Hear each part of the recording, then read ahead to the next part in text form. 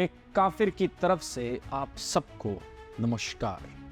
जी हाँ, मैं काफिर थी और अगर आप इस्लाम को नहीं मानते तो आप भी काफिर हैं। हम सबको पता नहीं होगा कि आप और हम कब काफिर बन गए, लेकिन हमें काफिर बनाने का श्रेय मुसलमानों को जाता है। इस्लाम में मानने वाले ये मानते हैं कि उनके अलावा दूसरे सभी धर्म के अनुयायी काफिर हैं और इन काफिरों को मिटाना उनका धर्म है। ये बात कुरान शरीफ में लिखी है। दुनिया में इस्लाम ही एक अकेला धर्म है जो अन्य धर्मों के लोगों को खत्म करने की बात करता है।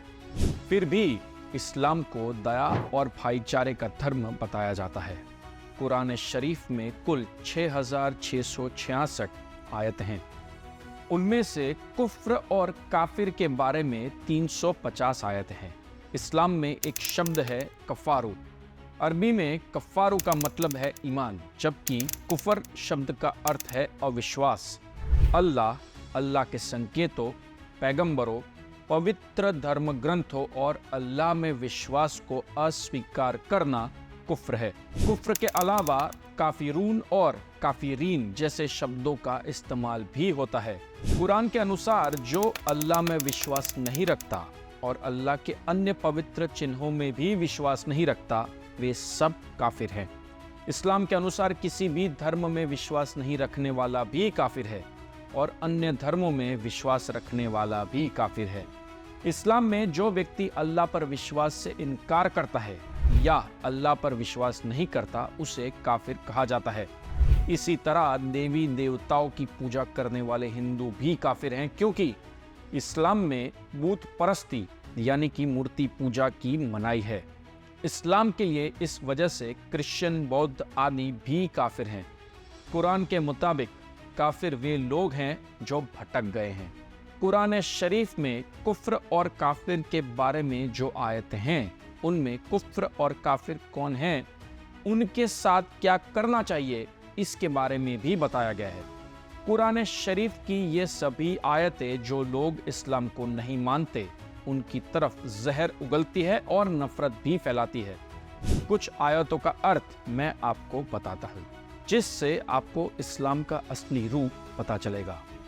सूरा 56 की 4थी आयत कहती है कि जिन लोगों ने हमारे प्रतीकों को झुठलाया, उन्हें हम जल्द ही आग में झोंक देंगे। सूरा 86 की 5वीं आयत कहती है कि जो लोग ईमान को अस्वीकार करते हैं और हमारी आयतों को झुठलाते हैं, वे नरक में ही जाएंगे।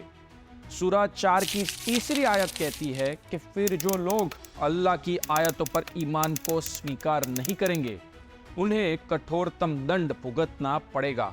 सूरा 3 की 9वीं आयत कहती है कि महान तीर्थ यात्रा के दिन इकट्ठे हुए लोगों के लिए अल्लाह और उसके दूत की ओर से एक घोषणा कि अल्लाह और उसके दूत बूत परस्तों यानी कि मूर्ति पूजकों के साथ संधि को समाप्त करते हैं।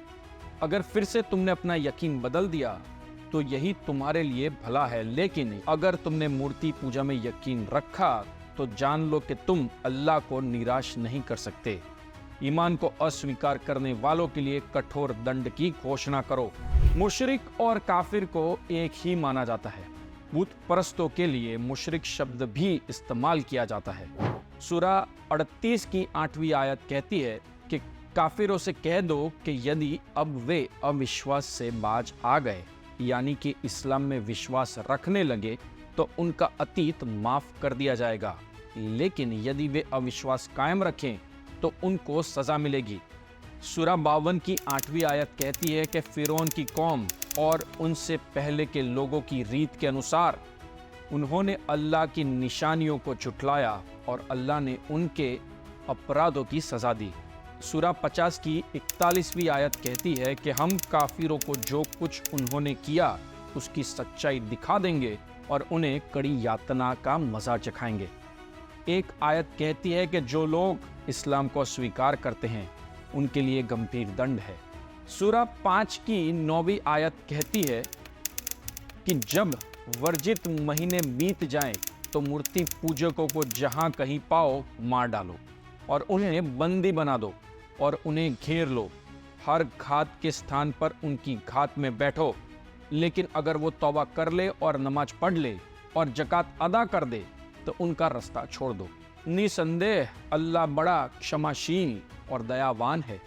ये कैसी क्षमा और दया भावना है जो सिर्फ इस्लाम कबूल करने पर अन्य धर्म के लोगों को बख्शने की बात करती है। ये तो कुछ नमूने हैं, लेकिन कुरान शरीफ में ऐसी बहुत सारी आयतें हैं। ये आयतें इस्लाम में नहीं मानने वालों की तरफ नफरत फैलाने की बात करती है, उन्हें ख़त्म कर देने की भी बात करती है।